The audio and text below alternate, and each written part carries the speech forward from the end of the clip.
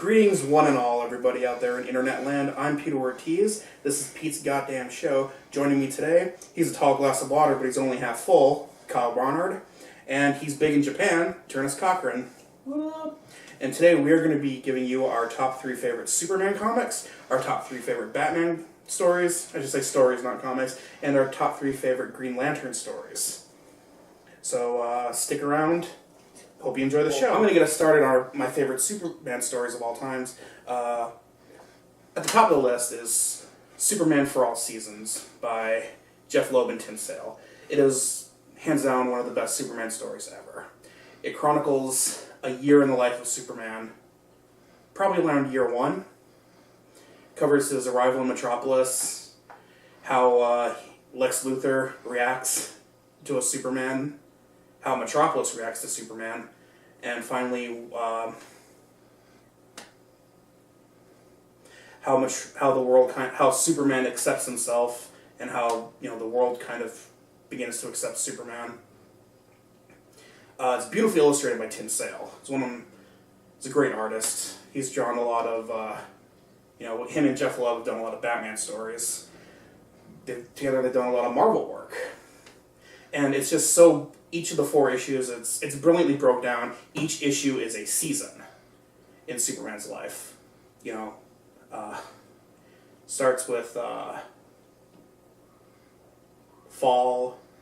No, wait, it starts with summer, fall, winter, and then ends with spring. And each of the seasons that it's set in is just a great metaphor for where Superman is in that point in his career.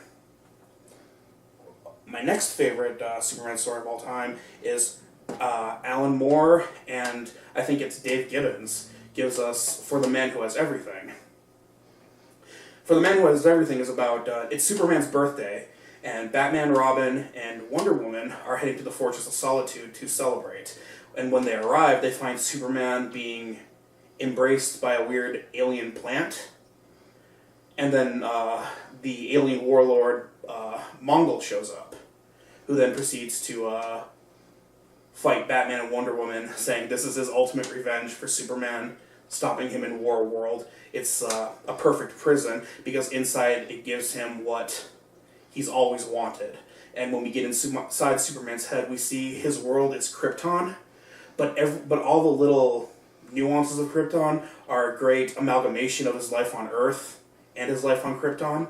Like his wife is an amalgam of Lana Lang and Lois Lane, and in there, he's a farmer.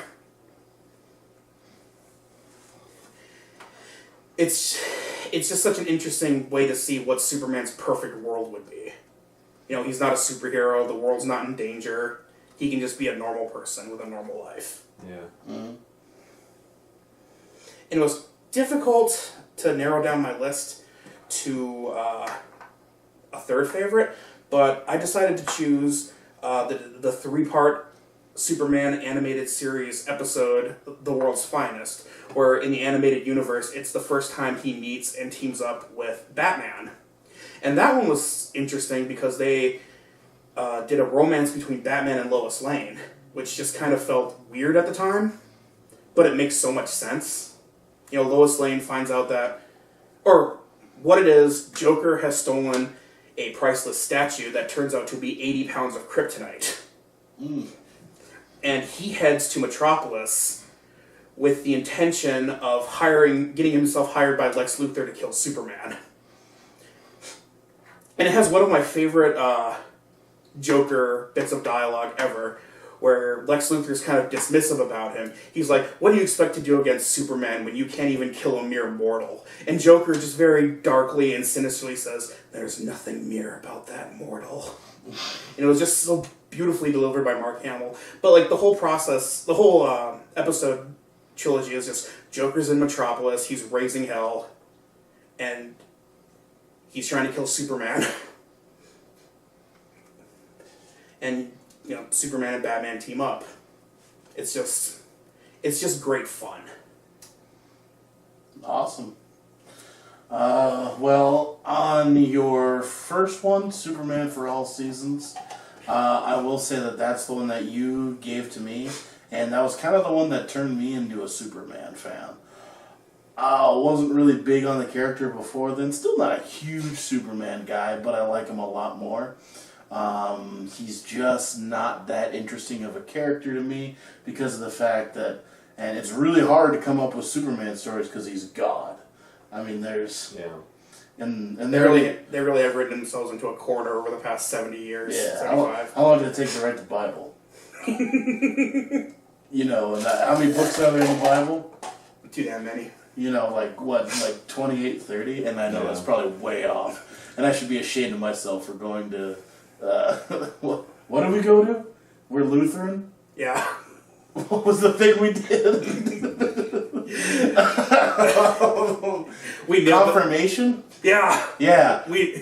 Where we actually at one point memorized all the books of the Bible. But anyways, you know, that took thousands of years to write those. And Superman's only been around for 75 years. But yeah, Superman for All Seasons, it's a great book. It's a great starting point if you want to get into Superman, I think. And like you said, it's a really good-looking book. The art style is beautiful. It's a pretty easy read, if I remember correctly. Yes. It wasn't too much to it.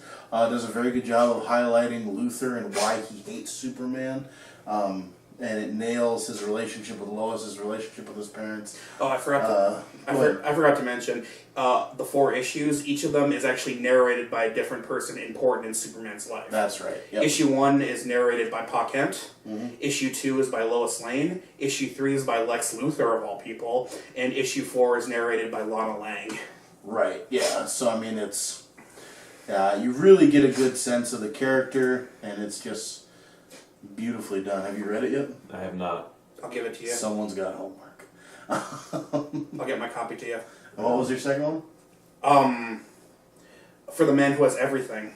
Yeah. I have not read that one, but I saw the Justice League episode. Which is a very good adaptation of it, minus Robin. Yeah. But that was Jason Todd Robin, so nobody cares. Yeah, and really, does Robin add much to that fight? No, he just adds a bunch of Burt Ward-style, holy Batman quips. Well, that would have been nice. That would have been nice. Yeah, that's the one where he's like gets to live his dream life. You said, right? Yeah, I remember that episode. That's really good. It's like, what's great about that episode is, like you said, seeing kind of inside Superman's perfect world and seeing how essentially normal he really is. You know, he doesn't view himself as... Yeah, not just as wants to be. Yeah, you know? Like, it's sad, too, because... the part with the kid? Yeah, his son. Like, where before he's like, you're not real. Yeah, where he realizes that this isn't real, and the only way out is to shatter the reality of his perfect life. Mm-hmm. And it's really heartbreaking, where he has to tell his son that, you know, you're not real, and I can't have any part of this. Inception.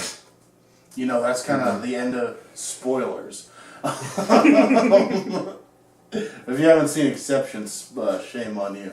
But that's the same thing, that he walks away from his wife and you see the thing spinning, and, you know, there's a big party at the end of that says, you know, forget it, man, just stay where you are. Just stay the course. You know, you don't owe anybody anything else. It doesn't matter if it's not real, you don't owe anybody. Yeah, it's really you. Yep.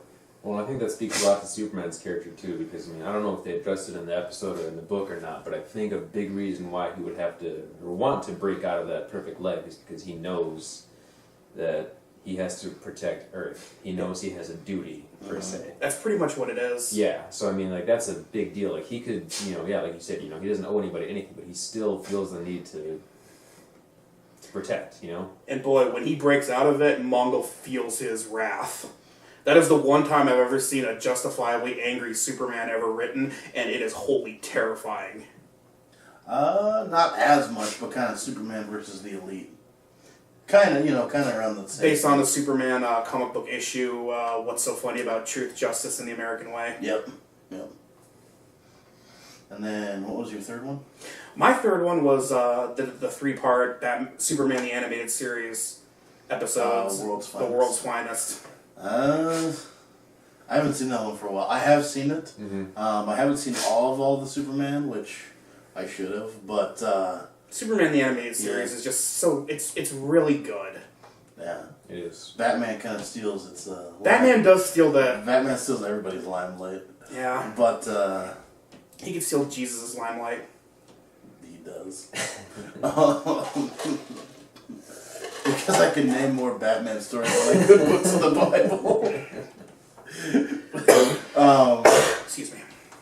But you're right. I mean, that's just a fun. Nothing too monumental about it. No, it's just really fun to watch. Fun, yeah. It's yeah, like it's a cool take, a melding of two of your favorite childhood shows, and right.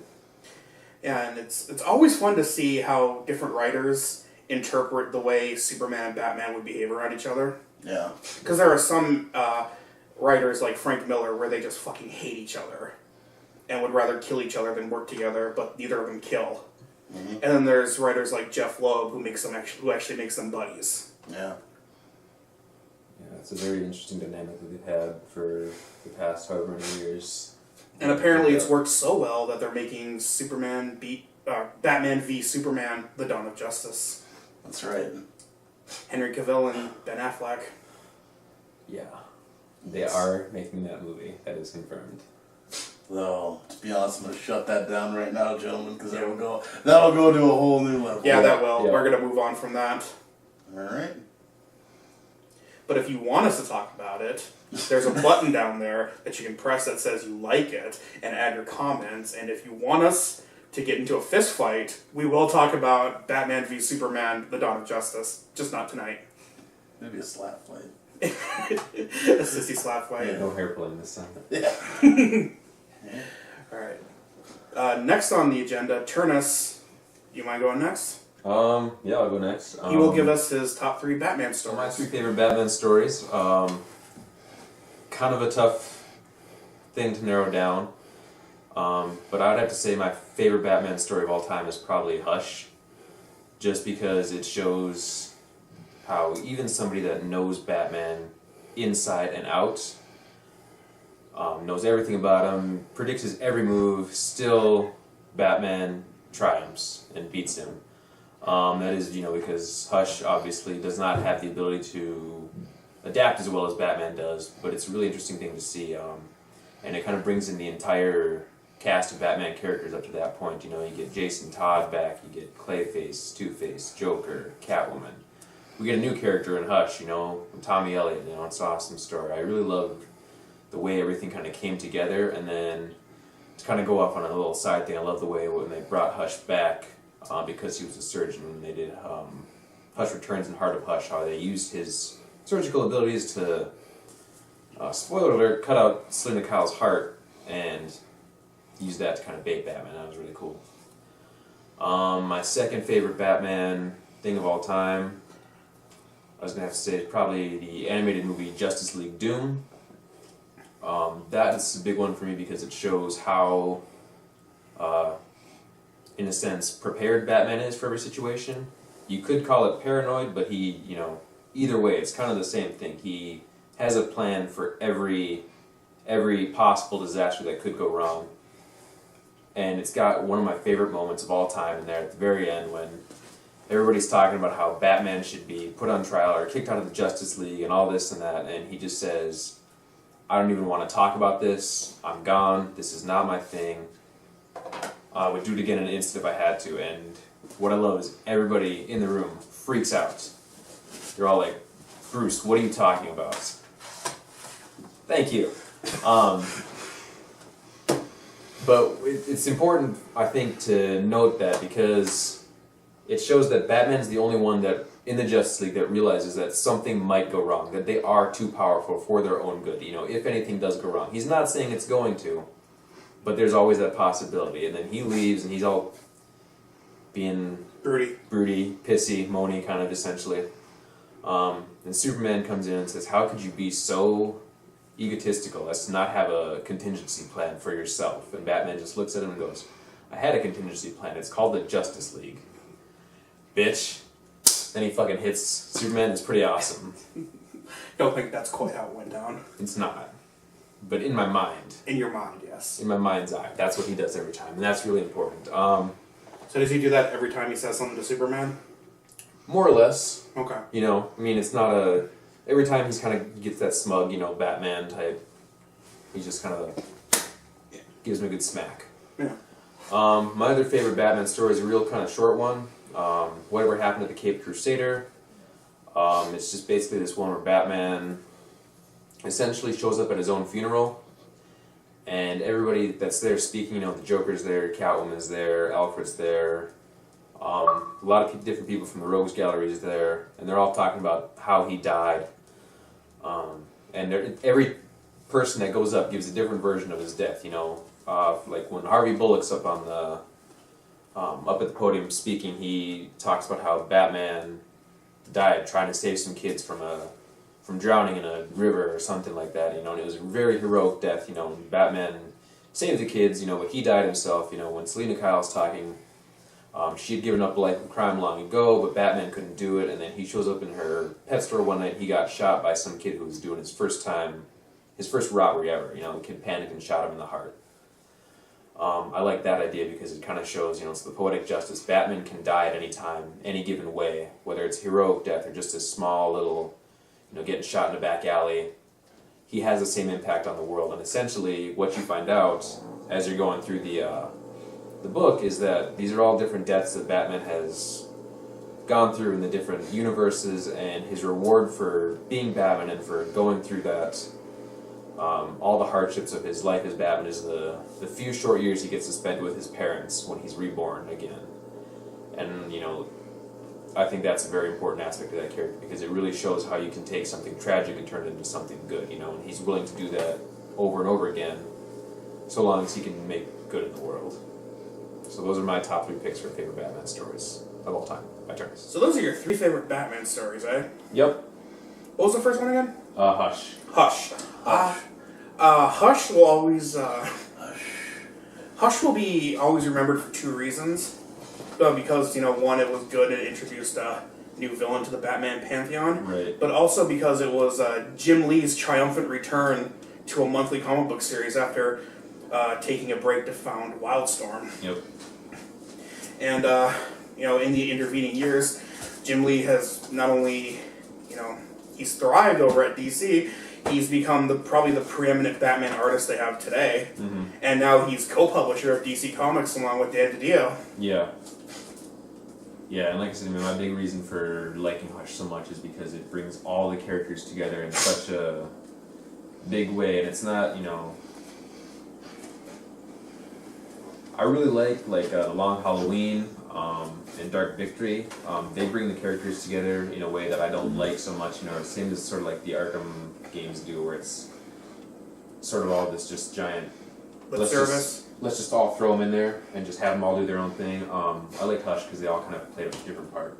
You know, Jason Todd comes back and you're like, holy shit, it's Jason fucking Todd. And then it turns out it's just Clayface, you know? Clayface effing with Batman. Yeah. I just really like the way everybody kind of played their own little part in a more intricate story. And like I said, I was always a big Joker fan, always have been, always will be, but Hush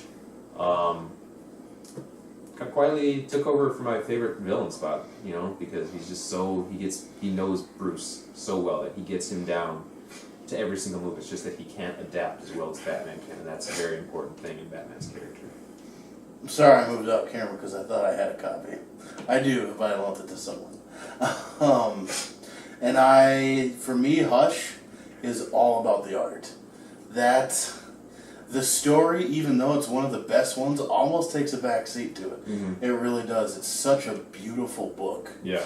Like Dave talked about, if you know anything about kind of the history of that one, is Jim Lee was actually making it months in advance, wasn't he? He was penning it, and you can tell it was his first Batman book, right? His first monthly. He had done a Batman black and white story and covers. And a couple covers, yeah. But what I love about that book is if you look at it, pull like all the issues from beginning to end, you can actually see like an evolution in his Batman. His Batman in the beginning starts off very like stout, like a Frank Miller Batman, mm-hmm. And then by it just kind of transitions to like a more leaner, lithe Batman, like what Tim Sale does. Yeah. And you know, the boot detail. Yeah, crazy. He did for Batman's boots what Todd McFarlane did for Spider-Man's webs. Yeah, just crazy awesome. Definitely in the Batman Bible. They need to publish a Batman Bible. They do. I have a couple encyclopedias. And that is in there. What was number 2? Justice League Doom. Good stuff. Great movie. That was based on a. Wasn't that based on a comic? I think so. Yeah, it's kind of based on a few different comics where like Batman's plans against the Justice League have kind of been used against them. Yeah. Essentially, what happens if you, in YouTube land, don't know is I think it was Mirror Man. Yeah. Yeah, Mirror Man gets into the Batcave using the mirror in the Batmobile. He steals Batman's contingency plans and all of his files that he has that he keeps on members of the Justice League, and he uses them. He modifies the plans to kill the members of the Justice League as opposed to just immobilizing them. And he puts them all into action, and it gets nuts, essentially. My favorite was Superman. What did he do with Superman again? He had Metallo shapeshift into a fired employee from the Daily Planet, standing on the roof of the building, threatening to commit suicide. Right. And Superman goes up there and tries to talk him down, and Metallo morphs his hand into a gun and shoots a kryptonite bullet dead into his chest. Yeah, that's crazy. And that isn't it Batman who cuts it out? Is it Batman? The Martian. The Martian cuts it out. That's right. Yeah, crazy. And kind of the Justice League, I don't know, that's one of the big, like I said, there's a couple comics that are based on that. Mm-hmm. That's a very common theme of the Justice League, being Batman's paranoia. His human, because he's one of the few humans. You see, they do that trick with Green Arrow quite a bit too. Yeah. Whereas, what was it? So in that one, he has the contingency plans in Grant Morrison's '96 JLA run. All the other superheroes are taken down except for Batman, because he's the one that they don't count. That he's human. Martians don't account for, right? And he's the one, and that's saves the ass. That's always the Justice League always kind of emphasizes Batman when they're not doing the whole team up thing. Yeah, well, that's one of my favorite things about Batman's character too, is that he was a founding member of the Justice League. He's never been more than a part-timer. Yeah. He's like What a dick. Yeah, he just doesn't want anything to do with it. We'll get together, we'll do our team ups when we have to, but I'm not going to be part of it unless it's absolutely necessary. Yeah. Now, see, here's where interpretations differ, because you interpreted Batman as giving a bitch slap to Superman at the end with that whole "I do have a contingency plan." It's the Justice League. Now, to me, I thought that was kind of a moment to which Superman finally gets a sympathetic view towards Batman. Like Batman trusts the Justice League so much that he doesn't need to plan against himself, because he knows if he ever goes bad, it's them. That. I always view that as that's Batman's trust. It's a great moment of trust for them, because that's also when Superman gives him the ring, the kryptonite ring, which is a huge moment for Batman and Superman, because that's Superman basically saying, here's my one weakness, the one thing that can kill me. I entrust this to you no matter what. And then Batman obviously reveals that if I ever go bad, I expect you to be there and take me down. If you have to. That's how it is. And it's not so much like a bitch slap, but I've always loved the way that Batman was the only one that saw how dangerous they could potentially be. Exactly. He's the only one that saw that. Even when he, after everything happens and he says, none of this was supposed to go this way, this was a plan for just in case. And Wonder Woman is like, but we're not going to go evil. And it's like, but you don't know that. Yeah, you don't have control over that. That's something that, could happen. Yeah, you're one really bad day away from being the greatest threat this world's ever seen. I mean, shit. Let's break this down even further. Batman, the guy who has a contingency plan for everything, got his one super secret headquarters broken into by a villain with the ability to jump into mirrors. Yeah. Things happen, things go wrong. I mean, that's why you have contingency plans, and that's why you have backups, and you have those things. I just love that Batman saw that, and he took action. He did something about it, and then he kind of says, if you guys are going to be that blind to your own power, I'm not going to be part of this. Very important moment for me. And then what was your third? Whatever happened to the Caped Crusader? Now I've never read that issue, but I've seen that done in various Batman cartoons. I remember that idea was in an animated series episode where all the villains are in a dive hole playing poker, and it's not telling stories of how Batman died. It was telling stories of how they almost got him. Almost got him. Yep. That's what it was called. Almost got It was him. a great episode. And, Killer Croc's just like, I almost smashed him with a rock. And then there's that episode that all the kids are talking about him and telling the stories. Kind of the same thing. Legends of the Dark Knight. And you can argue if you read Batman Black and White, it's essentially doing the same thing. I know.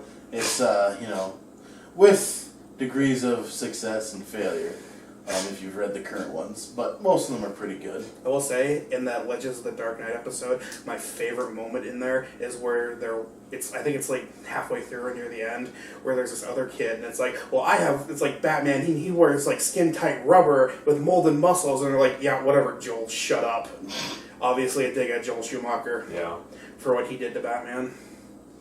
Yeah, the reason, like I said, why I like Whatever Happened to the Caped Crusader so much is because it essentially shows that Batman's willing to go through the complete pain and suffering that is his life, just so long as he gets that time with his parents. He's willing to lose them again as long as he can get out there and continue to serve the city of Gotham, basically.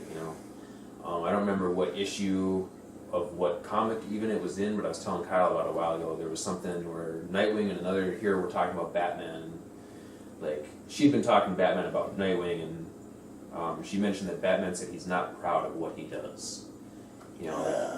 That's kind of a scary thought. Batman knows that what he does is right, but he's not proud of it. The only thing he's ever done right, he thinks, is Nightwing. That's kind of a big moment. But it's that's kind of why I like Batman so much. He's so willing to go the extra mile to just do what needs to be done, no matter what the cost. Yeah, and as far as good Batman stories go, there's probably the most of any hero I can think of. Mm-hmm. And DC hero. DC, right? And part of that is that kind of everybody's favorite, I think, kind of goes towards their personality too. Like, you kind of grab what you take your values and things, and then you can kind of find a Batman story that goes to it. I love the 60s camp era of Batman. Yeah. So I love that Adam West and Burt Ward TV show. That's probably my favorite interpretation of Batman ever. Mm-hmm. I am a huge fan of Scott Snyder's current run. If you are looking to get into him, all the new 52 stuff, they got all the books. It's a great jumping on point. Court of Owls is fantastic, and a bunch of other people said it, but it's true. It's weird. It feels like the Court of Owls has been in that universe forever, even though they really just introduced it. Then he did the Joker storyline, which was Death in the Family? Death of the family. Which was great. Once again, kind of like Doom, played on his paranoia factor. And also the big point that Scott Snyder drove home in that one is that the terrifying truth of he'll let his soldiers die in the battle, but he'll never let his enemies. Right. Which is a whole nother contingency, and Yep. a whole nother thing to jump on and to debate. And right now he's doing Year Zero, which is their reimagining of his first year, and it's they've turned Batman into Green Arrow. Kinda, yeah, and it's absolutely great, and yeah, I absolutely love it. Probably as of right now, my favorite Batman story ever was an episode of Batman the Brave and the Bold, Chill of the Night. Is it Chill of the Night? The Chill of Night? The Joe Chill one. The Joe Chill one. It begins with the Spectre and the Phantom Stranger in their cosmic void, whatever magic area they are, and they're talking about how coming up is a turning point for Batman. Like, this is the point where he can either stay the course and continue being the Batman he is, or he will finally fall and become what he has fought for so long. And it's Batman tracking down Joe Chill, the man who killed his parents. And for me, the craziest part about that episode is when Batman takes his mask off and he says, I'm Bruce Wayne, Joe, you killed my family, and then he goes to all the other robbers, the villains, and he says, oh my God, I know who Batman is. I made him. I killed his parents, and he's doing this to avenge them. And, they don't even care who he is. They're like, what? You created him? It's like, this is all your fault, and then they all just descend on him. Yeah, that actually happened in the comics, I remember. I remember it. I know it is a comic book story, but right now, just the way that was interpreted in The Brave and the Bold is probably my favorite Batman story right now. Yeah, that's a good one. Good stuff. Yeah. Alright, well, moving away from DC's darkest corner, we're going to go into DC's brightest corner. I like that. Transition! Kyle, you want to give us your top 3 favorite Green Lantern stories? Absolutely. Alright, so we'll go with my 3 favorite Green Lantern stories. Number 1, the movie! No, this is terrible. And I'm a huge Ryan Reynolds fan. It's literally my favorite male actor with my favorite superhero I thought I couldn't miss, and man, did they miss. Terribly missed. Alright, and I will also mention that we're shooting at my apartment, so I've got props and comics and stuff like that. These guys would also have that, except they aren't where they live. So my number 1 Green Lantern story, and the one I would tell anybody to pick up if they were looking to get into the character, would be Emerald Twilight. This is, if you don't know, if you're not familiar, this is the story where Hal Jordan goes crazy. Through 3 different issues, as you can see. And it introduces Kyle Rayner, who is one of my favorite Green Lanterns. But anyway, basically what happens with this one is that Green Lantern's hometown has been demolished, and he recreates the whole thing with his Green Lantern ring, and that's what the first issue is just him. He talks to one of his old girlfriends, he sees his parents, and they all thank him for reconstructing the city. So it's almost like their souls are inside of it, so it's a little bit even of him playing God. It's kind of weird. Up more?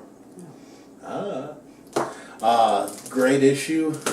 Second one is, and I'm sorry I don't remember the exact transition, but basically the Guardians tell him, you can't do that, you're playing God, this is not what the Green Lantern Corps is for, you're a police force. And that makes Hal go crazy. Excuse me. So Hal goes nuts, he heads for Oa, and he starts beating up all the other Green Lanterns. You can see those rings. He actually starts killing other lanterns because he's lost his mind. He can't believe that they will not give him the ability to keep his city going. Then the third issue is awesome and great. This is the one where he finally gets to Oa. He takes on the Guardian, not the Guardian. Sinestro.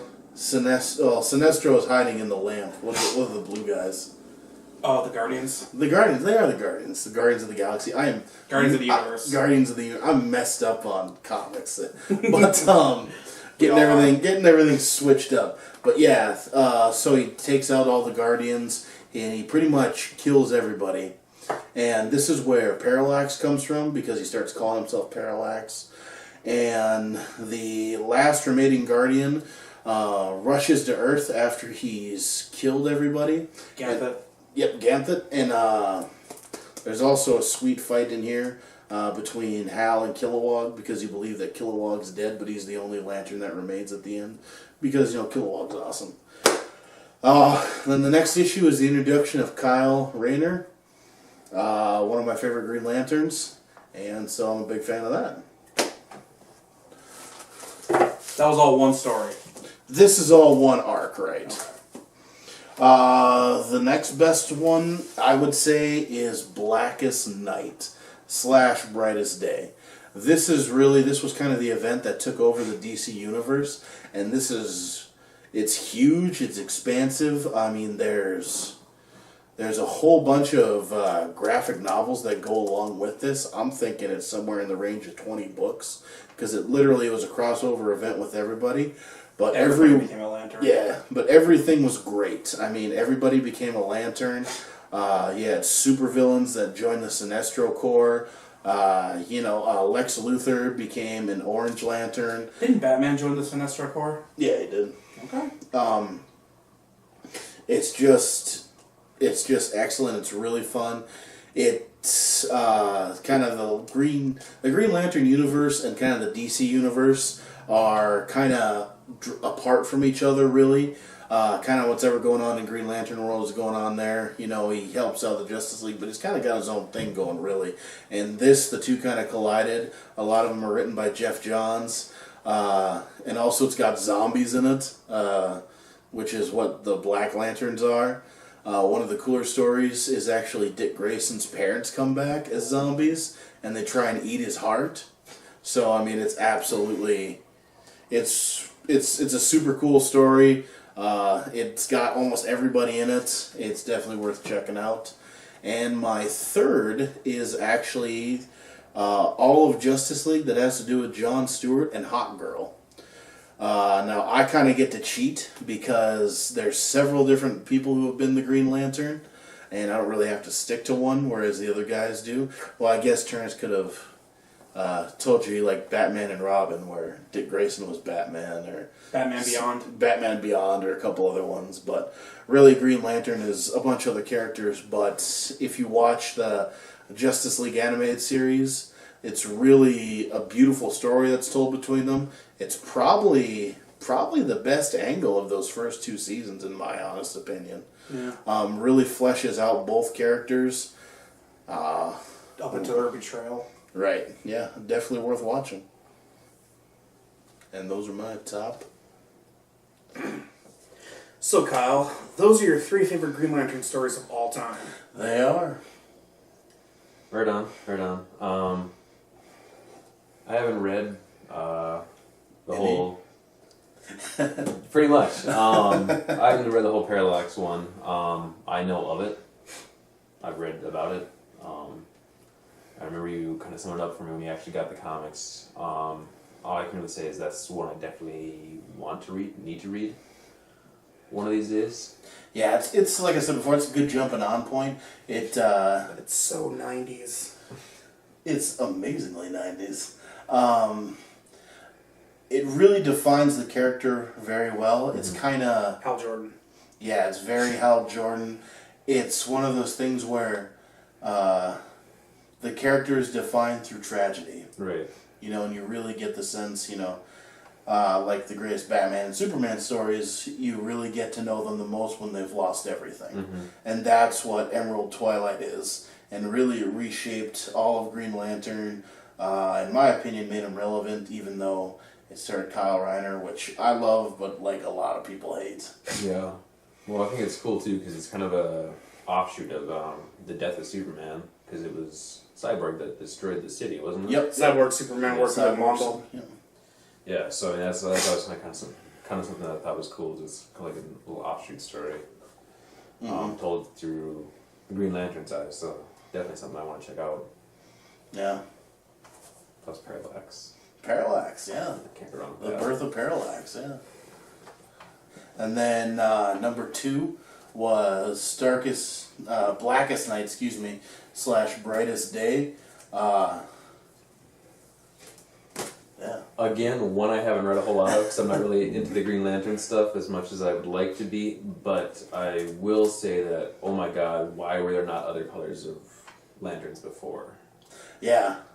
It makes so much sense, and then like you said, when they introduced the emotional spectrum. Yeah, well then the big thing for me was when you said later when Guy Gardner joins up as a Red Lantern, like that's where he belongs, like. Which is not even arguably anymore, which is the best Lantern comic going right now is the Red Lantern one. Yeah. Because I remember when the New 52 started, Red Lantern was probably the worst of the batch. It was, and now that distinction is bestowed upon Larfleeze.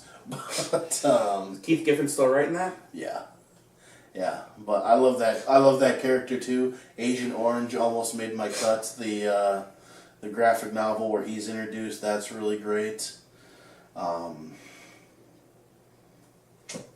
Yeah, and like I said, Blackest Night is one of the funnest ones, just because everybody becomes a Lantern. Oh, I was gonna say, Jeff Johns too is so important to Green Lantern. He actually took over the book about 10 years ago, and he was the one that introduced the whole emotional spectrum thing.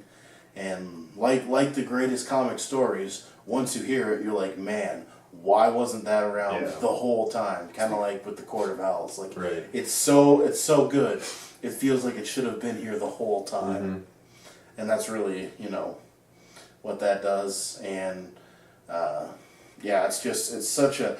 I would start to talk about it and sum it up, but it's, like I said, it's such a huge story that once you get going, I mean, there's so many nooks and crannies to it. It's actually one of the reasons I haven't gotten around to reading it is I'm so scared because there's so much to take in. It is. It's intimidating. But if you just read the core book, there's you don't. If you read the core book, you don't really need to read the other stuff unless you really want to.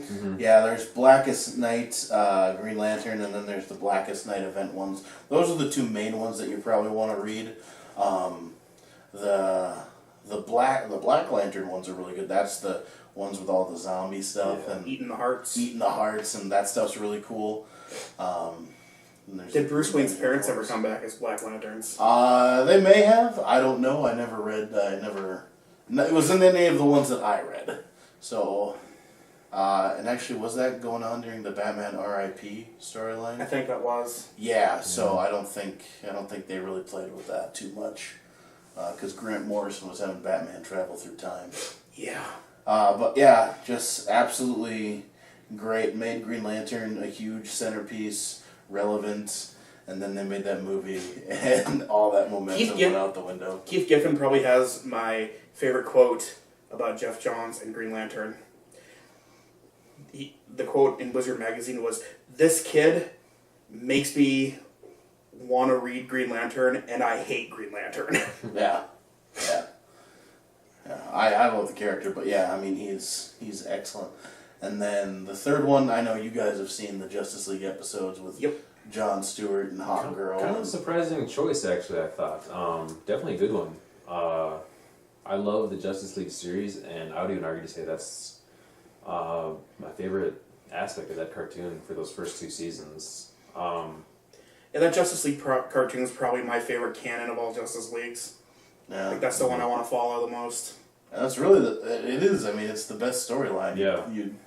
Superman and Batman and everybody else got stuff going on, but really the best one is their love affair and how it kind of goes, and they kind of travel through time, and they see they have a son together, and then she feels obligated to be hot with Hawkman, and it's just a great story. Man, those guys are super talented and big stuff for a kids show. Yeah. Well, I think kind of like Batman, Superman. There isn't really right for kids. That's what makes it so great. Is it works for anybody. By the way, it's the same people who made Batman and Superman the animated series, respectively. Mm-hmm. Oh, yeah. I'm a little bummed you didn't put my favorite Green Lantern story of all time in that list. What's that? Was when Jeff Johns first took over Green Lantern, he did the return of Hal Jordan. Like, Hal Jordan at the time was dead, and he was the Spectre, or the host of the Spectre. And, he'd been out of the DC continuity for so long, and he brought it back to basics. He made a core again. Yeah. He took Guy Gardner away from being that crappy half-alien warrior that he was. He made him a Green Lantern again. He showed you that Kyle Reiner could be cool. In fact, that has my best bit. It's kind of weird that my favorite Hal Jordan bit with Sinestro is about Kyle Reiner. Mm-hmm. It's in that where, Sinestro's fighting Kyle Reiner. Hal Jordan, first he gets resurrected, and, he just gets the ring, and he's heading toward the fight. You don't know he's heading toward the fight, and Sinestro's just beating on Kyle Reiner, and he's calling him, he's slurring him, he's slandering him, he's calling him a rat, like he shouldn't even have bothered, like he's such a lesser being. And then Hal Jordan comes in, and he's like, no, Kyle Reiner picked up the Green Lantern when no one else would or could, and Hal Jordan's beating on Sinestro, and he's like, you will show him respect. Yeah. Yeah, definitely pretty. That kind of seems like that was geared more toward comic book fans or the people who didn't like Kyle Reiner more so than Sinestro. Yeah, that's definitely, that was number 4, is Jeff Johns' reboot of the whole series, because like you said, all the reasons you just gave, because he kind of redid everything, and that's kind of why I picked Blackest Night / Brightest Day, because I feel that's his crescendo. No, what's the term? Your best piece of work. Masterpiece. There's another term for it that smart people use. His magnum opus? Yeah, thank you. It's his magnum opus, is the Blackest Night storyline. But all the stuff he did with Green Lantern is fantastic. So Another Green Lantern story I really appreciated was the start of the Green Lantern Corps. Like right after Hal Jordan came back and became the Green Lantern of Earth, Kyle Reiner and Guy Gardner went into space to help the newly reborn Guardians train the new generation of Green Lanterns, and how Kyle Reiner and Guy Gardner were made Green Lantern honor guards, and how Sinestro's daughter was chosen to be a Green Lantern. Yeah, and I was just gonna say, you were saying how Emerald Twilight is so 90s. Anything with Kyle Reiner, if you go to a comic book store and pick up a couple issues, which you should, is so 90s it hurts. Yeah. His whole design is 90s. Oh my God, that mask. Yeah, his women are 90s. I think there's one issue where he's on a jet ski, like not the ones we have now, where a couple people can sit on. They're the old style where it's actually more like you're skiing. There's ones of him riding bikes and stuff, and that's really, if you want 90s and is he wearing short shorts? Lanterns, no. I just remember the 90s must have been different for you. I just remember seeing him on the covers to all your Grant Morrison 90s Justice League comics, and I see him with like the black and white thing on his chest, the really huge, over cumbersome mask, and Superman with a mullet. Yep. Good times. Good times. What? I think we should also give a shout out to the short-lived Green Lantern animated series. That was great too. Which I think was the last TV show Bruce Timm was involved with before he left Warner Brothers Animation. Yeah, it's really, really too bad that show didn't get another season. I think he was really starting to pick up steam. It was. They were heading to. It seemed like they were heading toward the War of Light. Yeah, which would have been awesome. Because they did Larfleeze, which probably not the greatest interpretation of Larfleeze ever. But they had the Red Lanterns. They had just introduced the Blue Lanterns, and they did the Star Sapphires. Yep. It just seemed like all in all they were heading towards the War of Light. Yeah. Yep.